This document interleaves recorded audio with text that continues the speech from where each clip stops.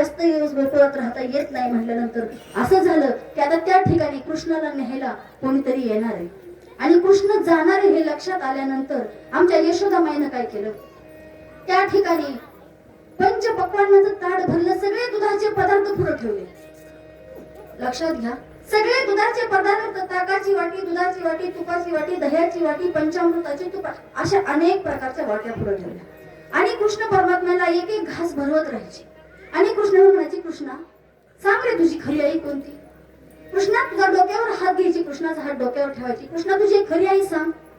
त्यावेळेस कृष्ण म्हणायचा, आई तूच माझी खरी आई. एक वेळा झालं, दोन वेळा, अरे कृष्णा तुझी खरी आई कोणती सांग ना. अगं आई तूच माझी खरी आई. आणि तिने 4-5 वेळा विचारल्यानंतर ह्याला वाईट वाटलं. वाईट वाटल्याबरोबर गेला आणि घरातल्या मेडीला मिठी मारली, एक पाय वरती ठेवला. कृष्ण परमात्म्याच्या डोळ्यातून अश्रू आले, यशोदामाईच्या डोळ्यातून अश्रू आले. कृष्ण जाणार आहे, सगळे दुधाचे पदार्थ पुढे मांडलेले.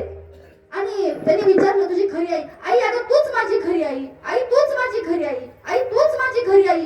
असं करत करत कृष्ण परमात्म्याने शेवट सांग, अरे कृष्णा तुला माझी शपथ आहे, खरी आई कुठली सांग. अगं जन्म देणारी माझी आई जरी देवकी असली ना, तरी खरी माझी आई यशोदा तूच आहे ग. त्यातच सांगून टाकलं, जन्म देणारी माझी देवकी आई आहे आणि तू माझी खरी आई आहे. ती सांगितल्यानंतर त्या ठिकाणी दुधाचे पदार्थ ठेवले. आई तुम्हाला हे दुधाचे पदार्थ का वाढतेस ग, आज तुम्हाला का भरवतेस. कारण तिच्या लक्षात आलं, माझ्या बाळाला हे पदार्थ परत खायला मिळतील का नाही, माझा बाळ मला परत भेटेल का नाही. त्या ठिकाणी कृष्णाला त्या दुधाचे पदार्थ सगळे भरवत होती. आणि मग त्यावेळेस तिने विचारलं, कृष्णा एक एक घास खायचा आणि पदार्थाला त्या आपण ताटाला पाणी फिरतो, कृष्णार्पणमस्तु म्हणतो, म्हणजे कृष्णाला वाहन असतं. आणि त्यावेळेस त्यांनी विचारलं, आई तू हे सगळे पदार्थ आज मला का भरवतेस.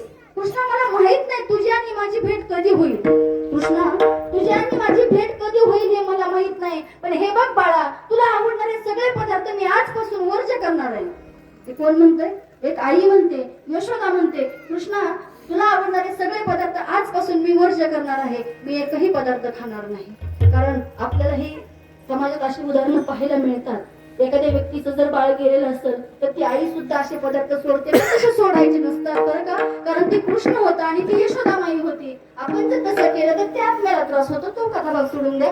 पण त्या यशोदामाईने ते सगळे पदार्थ सोडून दिले आणि खायचं नाही. यशोदामाई रडतात, यशोदामाई रडतात बरोबर त्या ठिकाणी रथ आलेला आहे. आणि तो रथ आलेला आहे